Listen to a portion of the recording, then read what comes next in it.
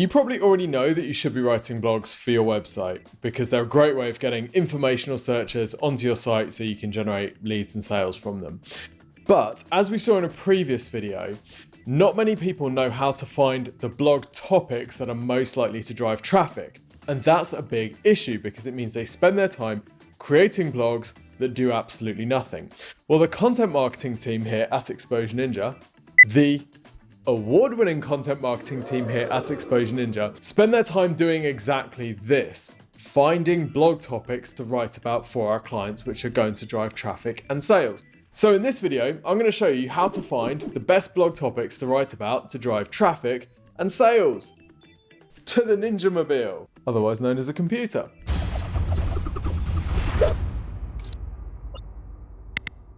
First thing that we need to do is find out what's working well already, which topics are getting the most traction, both for you and your competitors. There's a really simple way of doing this for your own website. What you're going to do is log into Google Analytics. Under Behavior, you're going to expand to Site Content and then click on Landing Pages. Then you're going to create a segment. You're going to turn off all users and you're going to create a segment of organic traffic. This is going to show you all the organic visitors to your site and which pages they are landing on. So here we can see all of the pages on our site that are driving traffic.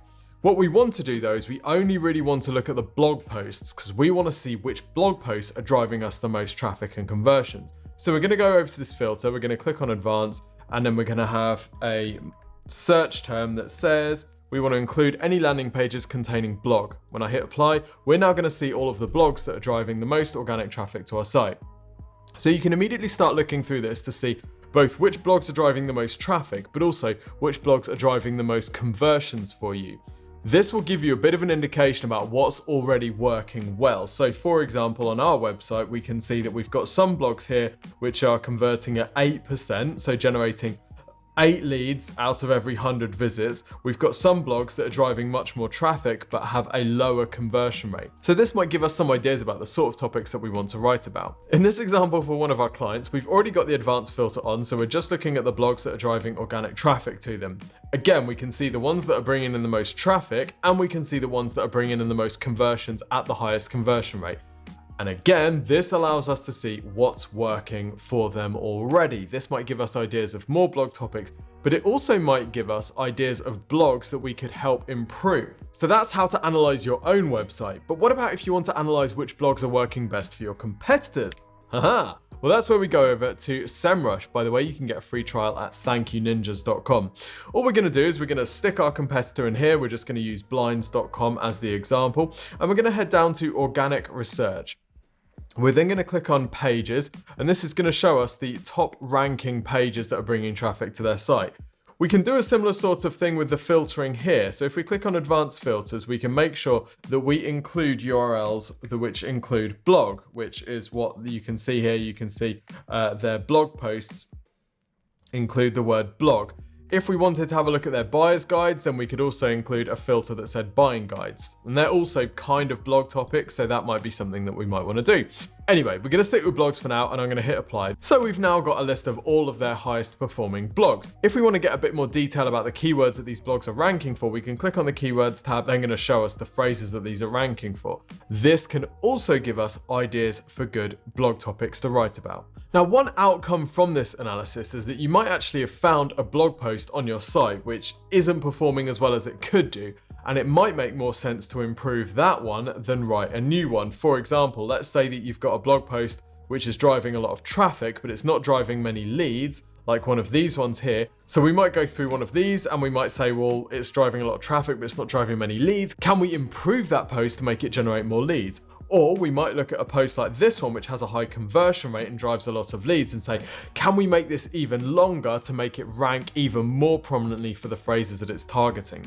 I'm interrupting this broadcast because we're going to do a bit of a survey. Let us know in the comments, what's your best performing blog topic? We're going to survey, we're going to find what the answers are, and we're going to do something special with the results.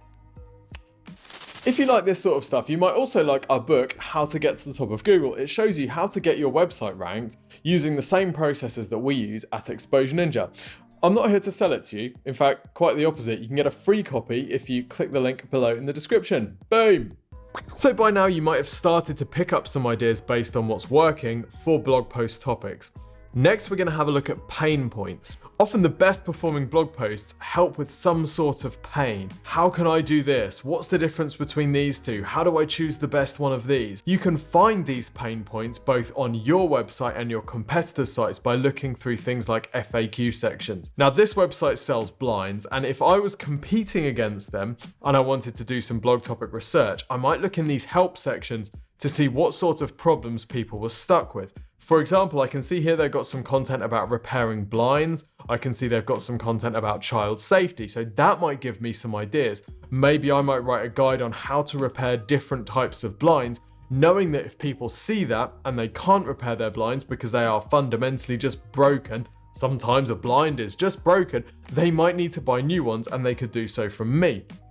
Another thing that I would look at is the FAQ section on this site. So the FAQ section on this site is right down at the bottom here. So if I click on this will show me all the questions that they think their customers are going to have. Some of these questions are pretty interesting and indicate that somebody might be already in the buying process. For example, what's the difference between inside mount and outside mount? That might make a good blog post to write about, because that's somebody who's searching for a topic. They're trying to decide between different types of blinds, so they're already in that buying process. How do I measure my windows? Also a good question, and indicative of someone who is about to order some blinds. They're trying to measure their windows, ready for those blinds. So I might decide to write a post on how to measure windows for fitting blinds.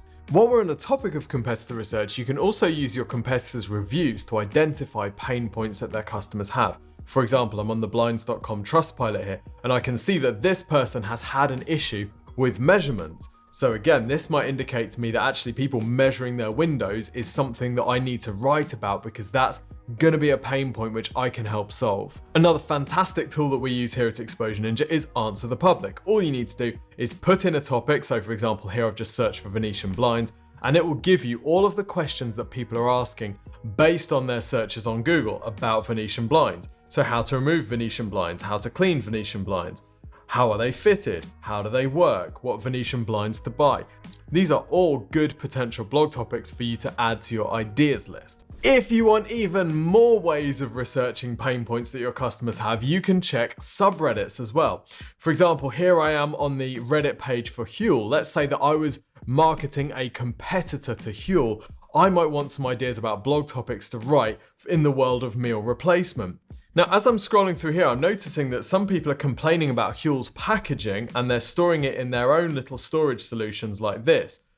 That's potentially interesting for me. So if I was marketing a Huel competitor which actually had a different packaging, which may be suited being stored in cupboards all stacked up neatly, I might write a blog topic about how to store meal replacement shakes like Huel, and I might tie into that blog the fact that my product actually stacks already, or it's really easy to store or whatever. So have a good dig through your competitors' websites, their reviews, Answer the Public, and subreddits, Facebook groups, and forums to identify what sort of problems and pain points people have. Now here's a quick tip. Usually they fall into one of 4 buckets. The first bucket is the versus bucket. So people will search for things like private healthcare versus NHS when they're trying to decide which one to go for. And here we have one of our clients ranking position 1 for this term. They are a private hospital. So obviously our angle in this article is that we're going to compare private healthcare, which is the thing our client is selling, versus NHS, which is the free alternative,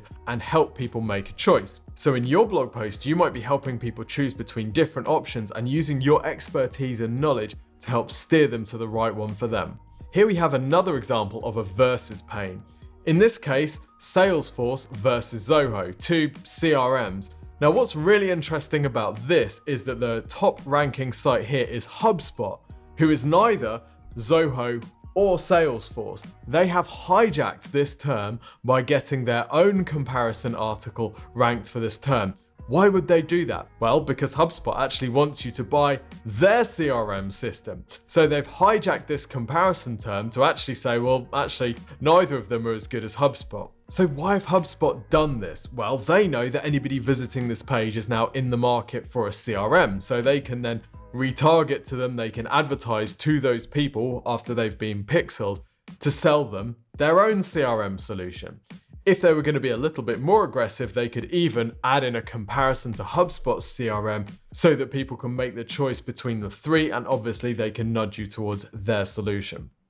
The second pain point bucket that people fall into is around costs, pricing, and fees. So for example, a search like payroll accountant fees might be a great search to rank for if you offer accounting services, or you offer a service to people who are searching for payroll accounting. Let's say that you're a payroll processing software, for example. This might be a great term to target.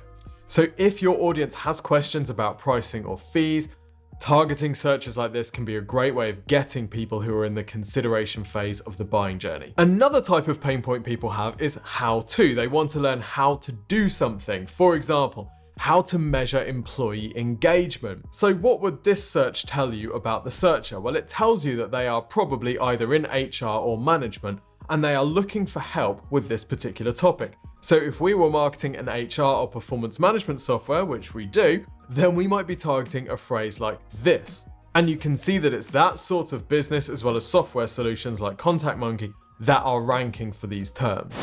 If you want some help with your digital marketing, the team here at Exposure Ninja have something called the free website and digital marketing review. All you need to do is tell us a bit of information about your business. We will then go and research your website, your competitors, and we'll find and map out a strategy for you to follow with the prioritized digital marketing actions that we'd suggest over the next 6 to 12 months to hit your growth goals. We'll record this in a video for you, which we'll send to you by email, usually within 2 to 3 working days. This service is free. You didn't hear that wrong. It is completely free. So just go to exposureninja.com and click the big button to request your free website and digital marketing review today. Actually do it today. No false scarcity. You just really want to do it because it's great. The final bucket that these problem terms fall into is best X for Y. For example, best to-do list app for, and then you've got all of these different types of categories. So if you had a to-do list app that you wanted to market, or you had a different productivity system, let's say like a written journal type thing, you might want to write a post around best to-do list apps for, say, students, knowing that people who are into that might also be into a sort of written journal type thing. Okay, so by now you've probably got loads of ideas. You've already had a look at what's working for you and competitors, and you've done loads of analysis about pain points to understand in what ways your audience is in pain. Now we need to validate any ideas before you start writing, because the last thing we want to do is start writing a post which is actually never going to work for you, never going to bring you any traffic. To do this, we're going to use SEMrush or any sort of SEO type tool. So what we're going to do here is we're going to put in our target keyword. So for example, let's say I wanted to write a blog post about this Salesforce versus Zoho topic because I'm selling a CRM. I would stick that keyword into SEMrush. I go into the keyword overview, making sure that I'm targeting the right location for my business. And I'm then going to get some data. And the data I've got is stuff like search volume. So I can see from this that there's around 390 searches for this phrase per month. We're going to take that with a pinch of salt because that's not exact data. It's estimated by SEMrush. But still, it's a good indication that it's going to be in that sort of region.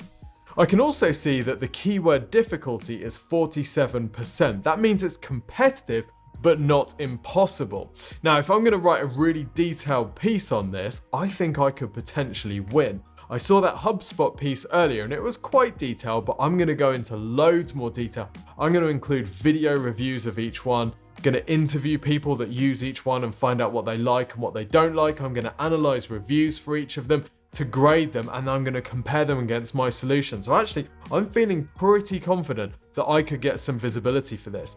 But is it even a good term to target? Is it going to be something that's going to make me money? Well, I think it is, because if we look at the cost per click over here, we can see that advertisers are willing to spend $6.85 per click to advertise for this term. Again, pinch of salt, but that shows us that there is commercial intent. People are spending money after making this search. Otherwise, those advertisers wouldn't be willing to bid on the keyword. Now, I can also see some keyword variations. Let's say that this keyword difficulty was really high. It looked like a great keyword to target, but actually it's so competitive, and if my site is a bit smaller, I might struggle to rank for that. Well, I can have a look at the keyword variations and maybe pick a different flavor of this keyword, which might be less competitive. So Zoho versus Salesforce for small business, for example. Much lower search volume, but maybe that might be easier for me to rank for. But let's compare this keyword against something like a best to-do list app for students. What we can see here is that the search volume is only 20 per month in the US, so really, really low. The keyword difficulty is hard. This means we're going to have to work really hard to rank for this sort of term. There is cost per click there, so there is some commercial intent, but given the relatively low volume of searches and the difficulty, I might want to choose a different topic, which is going to give me some easier wins. So there you have it, a very simple blog topic research process that you can use to find the highest traffic and most profitable blogs. Hope you've enjoyed it. If you have, subscribe. See you next time.